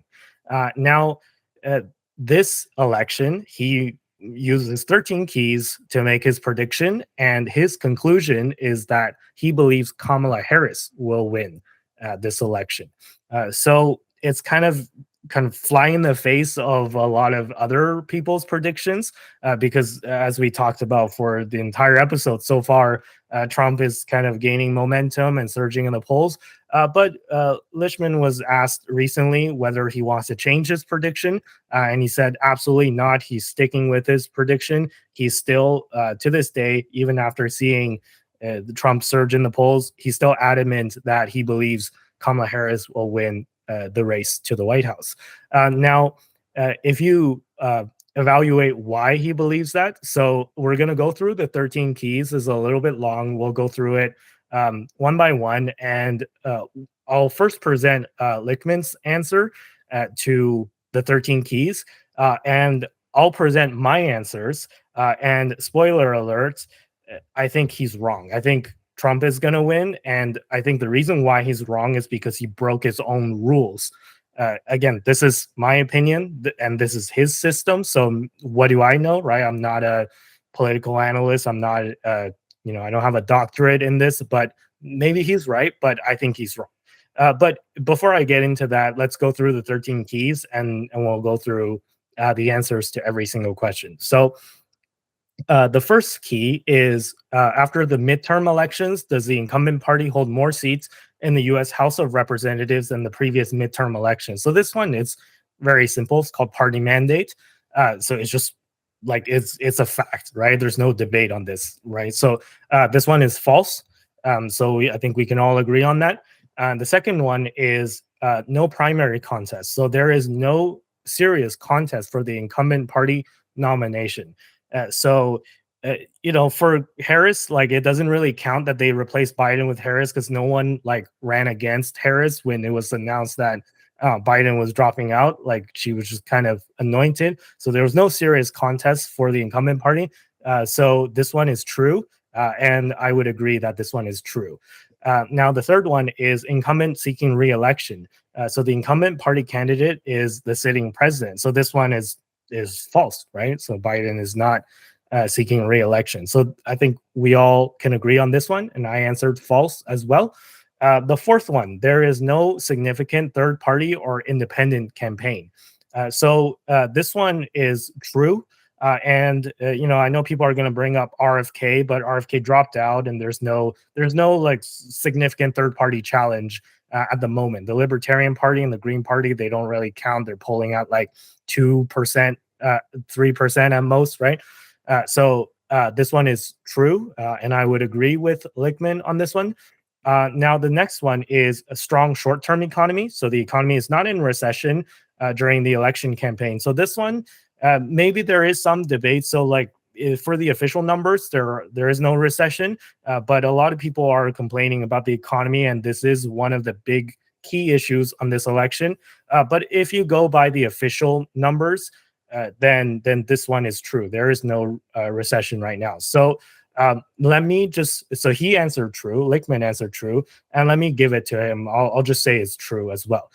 So the next one is strong long-term economy, which is real GDP per capita economic growth during the term exceeds the mean growth of the previous two terms. So I didn't look too deep into the details on this one, but it seems kind of like an objective, just data-driven point. So he answered true to this one.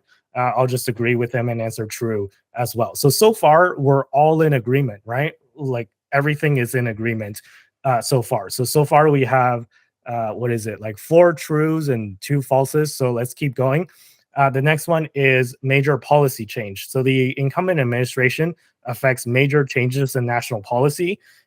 I would say that this is probably true, right? Like the Biden administration, Biden-Harris administration is very different than the Trump administration.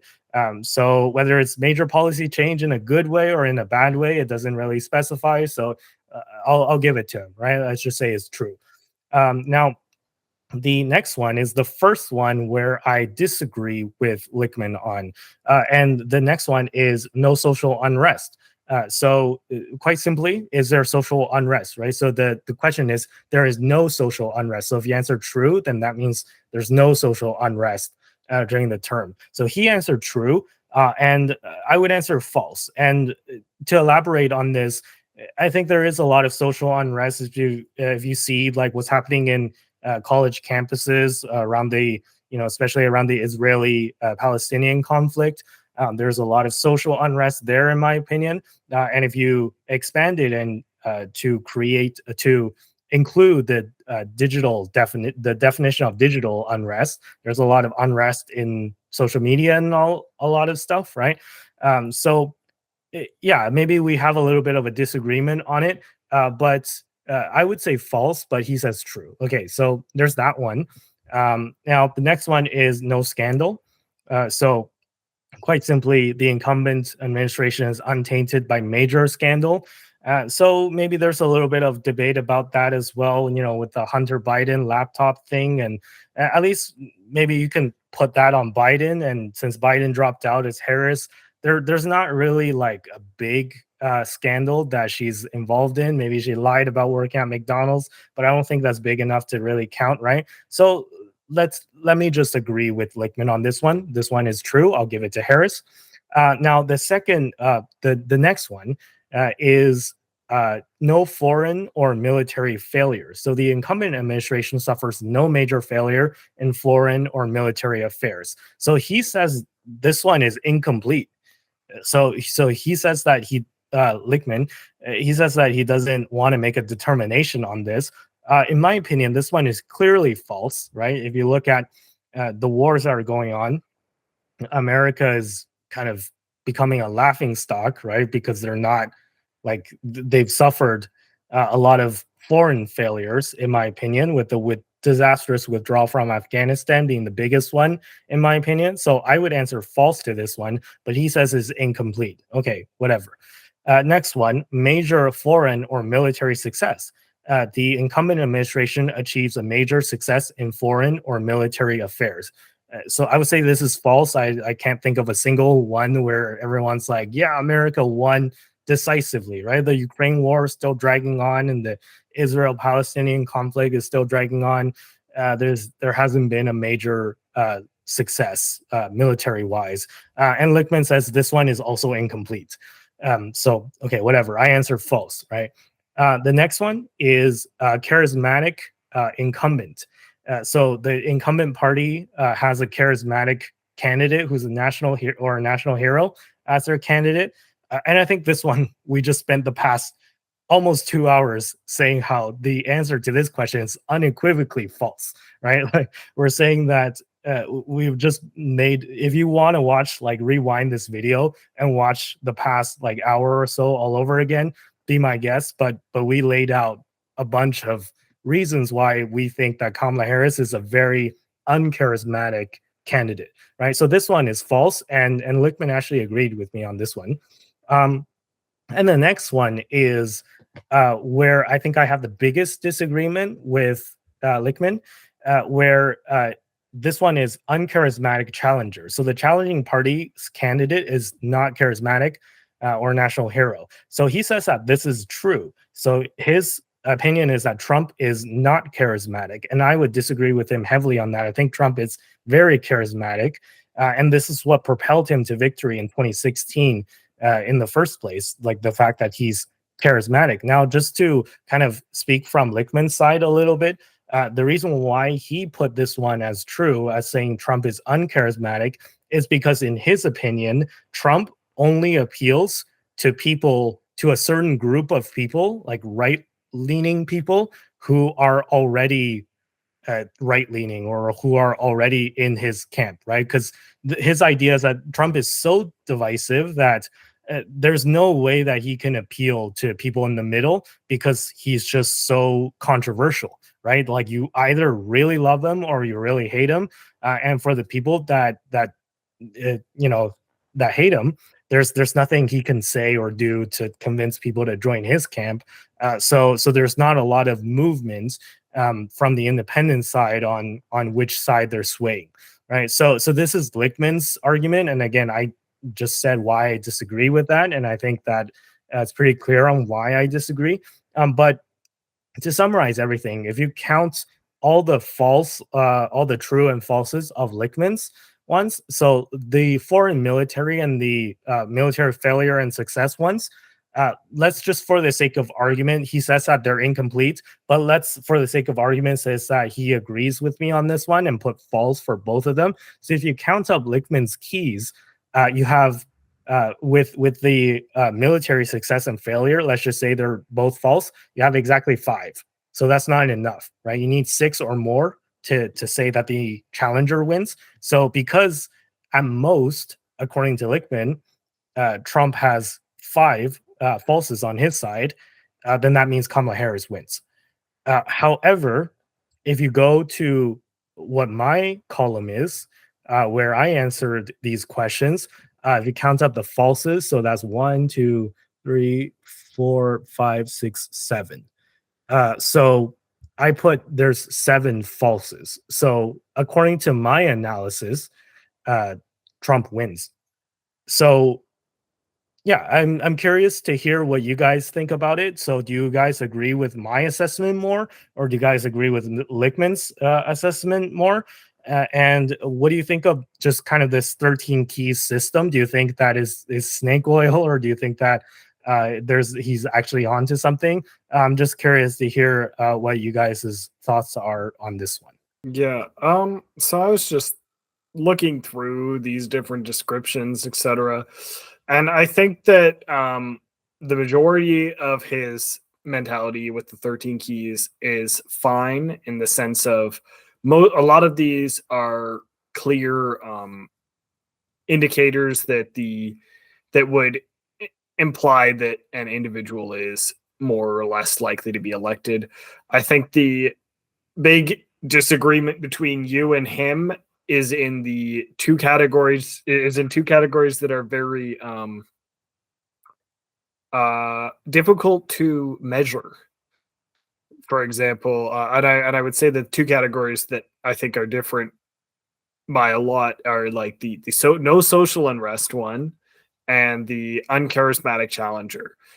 And so with regards to social unrest, like what qualifies sufficient social unrest to say that, you know, there isn't social unrest or there is social unrest? So because this hasn't really been clearly defined in the keys. This is something where you can have the perception of there is a lot of social unrest, therefore it's false. But he can go, oh, well, it's not as social unresty as Black Lives Matter was or something. So there's no social unrest, right? So I think that it's something that's difficult to measure, which means that this is an area where I think the keys is kind of lacking a little bit in terms of its ability to be applied as a prediction tool, because we're really in an opinion spot at that point. Like it's no longer, a lot of these other ones are more factual, they're fact-based, there's no third party. Well, there's none. They're an incumbent. There's no serious contents for the party nomination, etc. All of these are stuff that you can just kind of observe. The area where this falls off in terms of its validity for prediction is, I think, where and those opinion-based ones. And then for like uncharismatic challenger, that's obvious the opinion, right? Like you and I can listen to the same person and come out with a different understanding of how charismatic they are, if depending on how they appeal to you. So it's like, is Trump uncharismatic? I don't think he's uncharismatic. I think he's at least there's no way he's less charismatic than Kamala, because I think that Kamala is seriously not charismatic. I think Trump is at least, celebrity level charismatic, right? Even if he's maybe not on I would say Obama's kind of tier where I think there was a lot. I think most people generally agree that Obama was pretty charismatic. I don't think Trump is necessarily as obviously on that level, but I think that Trump is charismatic in his own way, and I think that they're taking an opinion and then using it as definitive proof. And then the whole arguments on the military failure, military success, etc., is incomplete. What does he think they're gonna do? Win a war in the next 3 months? Because presumably he did this, relatively recently. Does he think they're gonna win a war? They've gotten into multiple war-ish proxy wars and done a great job of not doing a very good job of handling them. So I would say that it's pretty clear to me that it's all false across the board there as well. So I think that the issue is that he set himself up for it to be very close, but the ones that push it over the edge are the ones where it's opinion based. So that makes the keys less reliable to assess this election, I would say, than they may be normally. Because if the keys were more one-sided, particularly on the factual sides, right, that would be more clearly in favor of one or another candidate. But in this instance, they both are pretty equal, and then the two opinion ones are the ones that tilt the scales. So, and I guess there's three opinion ones, because there's also charismatic incumbent, but I would say that the opinion ones are the big ones that are tipping this scale and could be up for debate. Yeah, and it's difficult because it's right on the edge, right? So it's, again, 5. Let's just put the military ones as both false, which means that it's 5 versus 7 for me, in my opinion. So I'm saying a 7, he's saying it's 5. The cutoff is 6. So it's very difficult. But in my opinion, he's kind of breaking his own rules here. And I think that's why he's going to be wrong. But Tristan, before I pass it off to Sunil, if you had to put true and false, how many falses and how many trues? Like, what's your final assessment under the 13 keys? I think it's borderline. I think it really comes down to whether or not you think there's sufficient social unrest for it to be considered no social unrest or social unrest. And for me, I think, because in my opinion, I think it's obvious that Trump counts as a charismatic leader, a charismatic challenger. Therefore, that key is flipped to false. And I think that the military ones are obviously in Trump's kind of like on Trump's side. So I think really the only flip one for me is the social unrest one. And it's like, it's kind of borderline, because I could see an argument for it not being sufficient, because there's clearly some, but how much is enough to flip a binary 50-50 kind of, like, I can't have a sometimes there. And that's part of why I think it's going to be so close, is because I think that there's a lot of things that are kind of okay enough for the Democrats where they could be reelected on the back of it. But there's a lot of things that aren't going so well that could justify them. But it's kind of like in this spot where it's like very close in terms of level. And so the scales, which way they'll fall in the end is harder for me to say definitively. Yeah, but assuming that you agree with everything else, let's just, for the sake of argument, flip the social unrest one to true, like no social unrest. Then that still leaves 6 in the column for false for Trump, which means that according to Lichtman's system, then Trump wins. So I'm guessing that if you had to pick, then you would say 6 false in favor of Trump, which under this system would mean that Trump wins. Sorry, maybe I'm confused, but are you saying that didn't you just say you make it true for no social unrest, as in there's not social unrest? So if you look at my column, there's 7 falses. So let's just say that the social unrest one, we flip that to true. So there's 6 falses now under my Trump column. loses, though. Then Trump wins, because you need like 6 or more means the 6 or more falses means the challenger wins. 5 or less falses means the incumbent wins. So I assume the system was greater than 50% because there's 13. Like that, I just assumed that you needed 7 to win, or no, you need under his system. I didn't come up with this system. He did his own rules. 6 or more falses, the challenger wins. And 5 or less falses, then based on his system, the prediction will be Trump wins based on. But under his evaluation, he had the 2 military ones as incomplete. But let's just say those are falses. Then he had the social unrest as true, and he had the uncharismatic challenger as true. So that gives 5 falses. Yeah, but I think his uncharismatic one is wrong. I think that's just a factually wrong.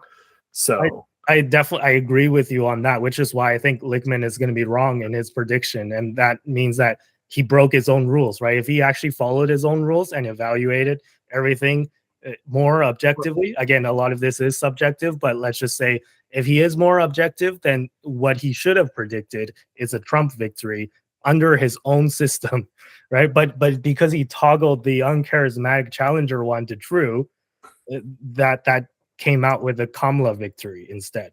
I think it really comes down to the fact that I'm sure he has some degree of bias, and if his perception is that he doesn't like Trump, which is a fair assessment, and therefore his assessment results in him thinking that Trump is not charismatic. And I could see, if you don't like Trump and if it doesn't appeal to you, I could see people going, he's not very charismatic, like he doesn't appeal to me at all. I don't think that it's looking at it from maybe a more holistic perspective. I think it's very much like your perspective kind of view, rather than taking that kind of bird's eye. What do the people really think? So I don't know if I'd say he's using his system incorrectly, because I suspect his own bias has been involved in every single one of these. It's just that I think the way his system is set up, it would be more often right than wrong, because of the fact that the bias, the ones that could be biased, is relatively limited. Right. Yeah, I mean, again, it's so close, right? Like the difference between 5 and 6 will flip the result. And he says it's 5 false, and I say it's 7. Even if I said it was 6, then it would still yield a different result. So, yeah, it's definitely something to think about. But Sunil, please impart your opinion on this. Yeah, I'm actually very surprised that your number is lower than mine, Andy. Because I'm not. Maybe people are going to think that I have a pro-Trump bias. I actually just have a very anti-Democrat bias, as somebody who used to generally. I just wanted to be conservative, right? Like, there's a lot of ones where I could have said false, but I was just like, let's just give it to them and see where. Right, you're being fair, and I don't know if my analysis, like Tristan said, I don't know how to measure half this stuff, but my analysis came to 11. But I was also just like, I did it quickly, and this is my opinion based on it. I think there's just some critical flaws with Lichtman's model. First of all, his model is actually great. I don't want to be like I hate his model. It's worked many times. The critical flaw is actually okay. I'll just go through all of them. First of all, the primary context, I just disagree with that one. I would put that as false. Yeah, false, because Biden only didn't have a primary challenge. First of all, he did have 2 primary challengers. RFK was actually polling at 20% at one point. They refused to have a presidential debate and broke their own DNC rules on that one, and they just said no debate. So, and then RFK just dropped out of the race because there's no chance I can win without a debate. So first of all, they tipped the scale pretty significantly. Also, if everybody knew that Biden was suffering from, they hid the fact that he had cognitive decline. If that was known in the public, I can guarantee he would have had pretty significant primary challenges. So at the very least, I put it as a false, but I'll just even put it as a wash. Allan Lichtman put one of his categories as a wash. It's a wash because there was no significant primary challenge on false pretenses.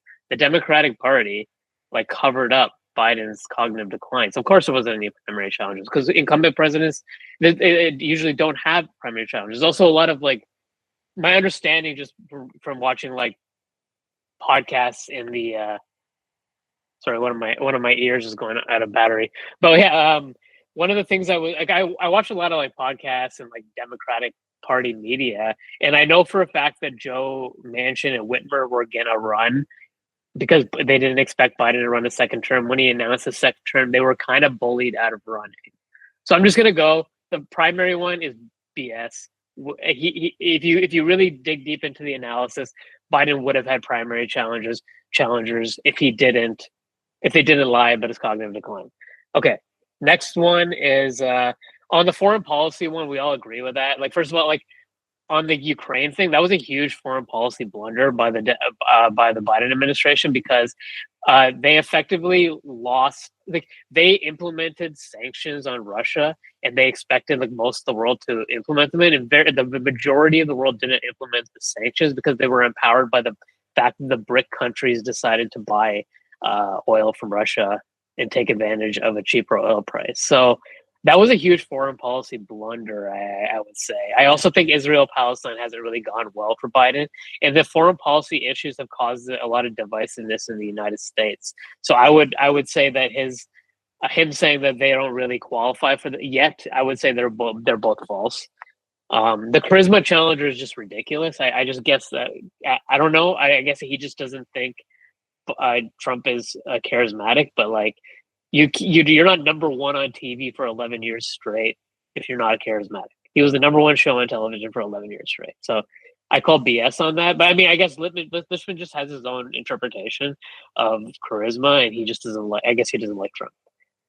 He picked Trump before in 2016. There's something about him now where he just perceives it as not charismatic. I don't buy it. I also feel like Lichtman might be more into the traditional media, and people who are not watching traditional media are going to disagree with Lichtman because they have a different interpretation of the truth and on most of these things. I actually want to get into the most critical flaw of Lichtman's model, which is really not Lichtman's fault. He says that he started this model in the early 1980s. So the problem with his model is he doesn't have all the years he predicted presidents, he doesn't have an inflation crisis. That's really important. Because one of the reasons why Reagan won such a massive majority was because Jimmy Carter had a massive inflation crisis. The inflation crisis started in the early to mid 1970s, and it kind of got out of control under Jimmy Carter, where you actually had like 20% inflation in the United States. And then Reagan did have high inflation, but he was the tail end of the crisis. Meanwhile, Biden's at the beginning of the crisis. So if you're going to use the Carter Reagan as a comparison. Like, I just want to push out some numbers. In 2023, the nominal GDP growth of the United States was 9%, but the actual real GDP number was 2%. So the spread between nominal and real GDP is telling you something. Because like the thing about it is in economics times where inflation is low, you can predict whether people are happy with the economy very easily, but because inflation is not a factor, and now we're just seeing 3% economic growth. Therefore, people are going to be happy with higher economic growth. But when you introduce inflation into the equation, all of a sudden people are not computing 9% economic growth necessarily as a good thing when their real economic growth is only 2%. So because like if people are seeing there's certainly people in the United States, like when you look at that spread, there's certainly people in the United States that are getting hurt by inflation. Like there's no doubt about it. So like they're feeling economic pain. It's just not a recession.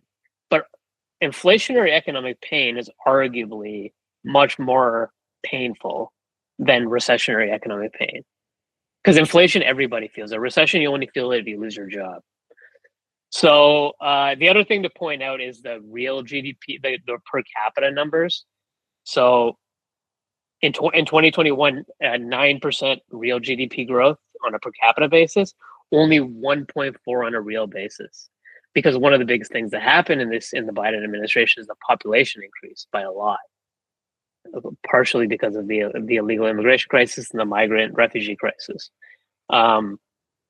So when your GDP is only going up because your population is going up, your people aren't feeling the benefits of that GDP growth, then we're using these GDP numbers. I would argue that these GDP numbers are not accurately going to be predictive of how people feel about the economy. So I put the economic numbers as false for both of them. If it doesn't matter if there's economic growth. In an inflation crisis, that's an economic crisis. So Lichtman's interpretation of high inflation not being an economic crisis, I don't buy it. I think that's BS. People are feeling a lot of economic pain right now. There's no way you could put true for that category. So that's how I get to 11. I was just trying to sandbag it, and I guess if you wanted to be super technical, his definitions, at least according to the descriptions, is just based on whatever the real official numbers, whatever the official numbers that are published are. And if you just go by that alone and you ignore, you just go by what is printed on the paper and ignore everything in reality, it's I guess you can say that it's true, right? It's an objective, yes or no. But again, if you delve deeper into this, I totally agree with you that there's issues with the official numbers that are not reflective of what people are feeling on the ground. And I think that you can make an argument that a lot of Americans are not feeling that the economy is strong in the short term or in their long-term outlook. They're not prospering at all. There's no way they're prospering at this kind of inflation. And 9% economic growth is amazing. That's higher than China. That's crazy high. But then the numbers aren't computing. It's not making any sense. Yeah, totally. But the point is that regardless of what you say for those ones, I think just even with my sandbagged model, I got 7 falses. And if you want to debate on the social unrest thing, again, I think there is a lot of social unrest. But even if we say that that one is true, you still get at very minimum, sandbag to hell, 6 false, which under his rules, under Lichtman's rules, predicts a Trump victory. But somehow he got at most 5, which is, in my opinion, he's wrong. And the reason why he's wrong is because he's not even following his own rules. If there's one conclusion of the night, then that is it.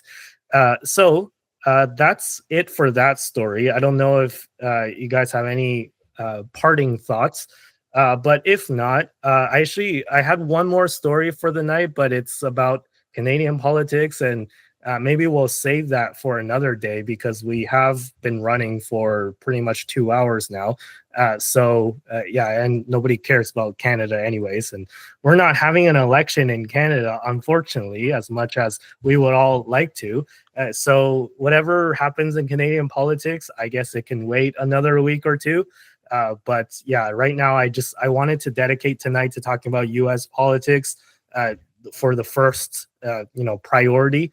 So I think we did all of that. So if there's nothing else anyone wants to add, well, since Dom is not here, Tristan, you're the outro guy, so I'll pass it to you for the outro. Don't forget to like and subscribe to our channels and our Clips channel. And thanks for watching. See you next time. Have a good one. Thanks for having me on. It was a great time. Thanks for watching, for the subscribers. And we never get to talk about stocks these days, so I'm just going to throw this in there. If anybody's interested in a good stock pick, you should be watching MicroStrategy and the spread trade between Bitcoin. Have a good evening, everyone. Yeah, we will pick back up the stocks discussion at a later time. But now is crunch time, right? So next episode, I think we moved it to Wednesday night just because Thursday's Halloween and I didn't want to do it on Halloween night because I'm gonna have like people knocking on my door in the middle of the show. Next Wednesday we'll do one final episode before the election, and that one is going to be an election special. And then the one after that is going to be on the 7th, which is the Thursday after the election, and we'll have a kind of post-mortem on the election. I don't know if the results will be fully ready and everything will be good to go by then, but we can have another discussion on the 7th. And then hopefully we could pivot back to talking about non-politics related stuff after that. But until then, it's red meat all day, every day. And thank you guys for watching. And we'll see you all next episode.